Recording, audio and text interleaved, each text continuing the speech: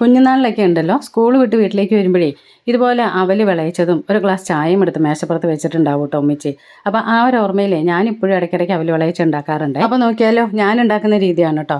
ഒരു ഉരുളി അടുപ്പത്ത് വെച്ചിട്ടേ അതിലേക്ക് ഒരു 2 ടേബിൾ സ്പൂൺ നെയ്യ് ഒഴിച്ചിട്ട് പൊട്ടുകടല ഒരു 1/4 കപ്പ് എടുത്തിട്ടുണ്ട്. പിന്നെ ഒരു ടേബിൾ സ്പൂൺ കറുത്ത എള്ളും കൂടെ ഒന്ന് വറുത്തെടുക്കുന്നുണ്ട്. കാഷ്യൂ നട്ടോ അല്ലെങ്കിൽ കടലയൊക്കെ ചേർക്കണമെങ്കിൽ അങ്ങനെ ചേർക്കാം. ഈ ഒരു സ്റ്റെപ്പ് വേണമെങ്കിൽ ലാസ്റ്റ് ചെയ്താൽ മതി കേട്ടോ. ഞാൻ പക്ഷേ ഇത് ആദ്യം തന്നെ ചെയ്യാറുണ്ട്. അങ്ങനെ ചെയ്യുമ്പോൾ കൂടുതൽ ഒരു ടേസ്റ്റ് തോന്നിയിട്ടുണ്ട്, അതുകൊണ്ടാണ്.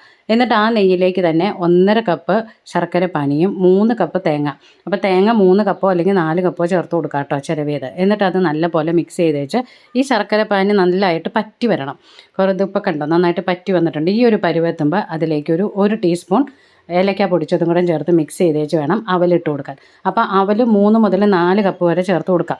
അപ്പോൾ ഞാനിവിടെ 4 കപ്പ് ചേർത്തിട്ടുണ്ടായിരുന്നു. അത്യാവശ്യം നല്ല മധുരം തന്നെ ഉണ്ടായിരുന്നു കേട്ടോ. എന്നിട്ട് നന്നായിട്ട് മിക്സ് ചെയ്ത് വെച്ച് നമ്മൾ നേരത്തെ വറുത്ത് വെച്ചിരുന്ന ആ ഒരു ഐറ്റംസൊക്കെ ഇതിലേക്ക് ചേർത്ത് വീണ്ടും നല്ലപോലെ മിക്സ് ചെയ്ത് ചൂടാറി കഴിഞ്ഞിട്ട് ഒരു ഭരണിയിലിട്ട് അടച്ചു വെച്ചാൽ 2-3 ആഴ്ച വരെയൊക്കെ കേടാവാതെ ഇരിക്കും. അപ്പോൾ നിങ്ങളും ഇങ്ങനെയാണോ ചെയ്യുന്നതെന്നൊന്ന് കമൻറ്റ് ചെയ്യണേ.